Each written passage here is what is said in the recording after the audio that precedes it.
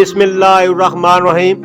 मैं इस वक्त मौजूद हूँ, ये देखें इस साइड पे आपको नजर आ रहा है बहुत, और इस साइड पे चरोन, तो इसके दरमियान में ये आपको नहर नजर आ रही है। ये बहुत बड़ी नहर है, ये देखें पूरा दरिया ये खींच के ले जा रही है। एक तरफ से ये रसूल से निकल रही है और दूसरी तरफ ये आगे चनाब में जा गिरती है। ये बहुत सा पानी लेकर चलती है। ये देखिए मैं नीचे जा रहा हूँ, आपको दिखाते हैं ये नहर। ये यहाँ से एक चाकू पड़ा हुआ था, तो पानी बहुत इसका ठंडा पानी है। ये रसूल कादराबाद लिंक किनाल है जी, चरोंड के बिल्कुल करीब से गुजरती है और बोध के बिल्कुल करीब से गुजरती है। ये जेहलम और चिनाब को आपस में मिलाती है, पानी को कंट्रोल करती है। ये छोटा सा एक यहाँ पर जो है वो ब्रिज बनाकर हेड बनाया गया है, पानी को यहाँ पर भी थोड़ा बहुत कंट्रोल किया जा सकता है।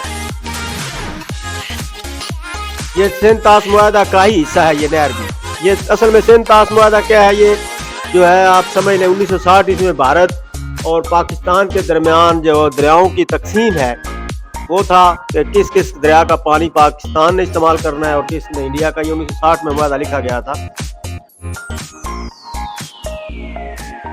ये आप देख सकते हैं यहाँ से पानी नीचे कैसे जा रहा है, और ऊपर ये देखें, ये ऊपर आपको पुल नजर आ रहा है, दरवाजे खोले गए हैं। ये नहर जो है कादराबाद रसूल लिंक केनाल जो है, ये 1963 में खोदी गई थी, यानी बनाई गई थी, तामीर की गई थी। तो ये काफ़ी गहरी है, 10 से 20-25 फुट तक इसकी गहराई है। आइए ऊपर चलते हैं, ऊपर का व्यू आपको दिखाते हैं।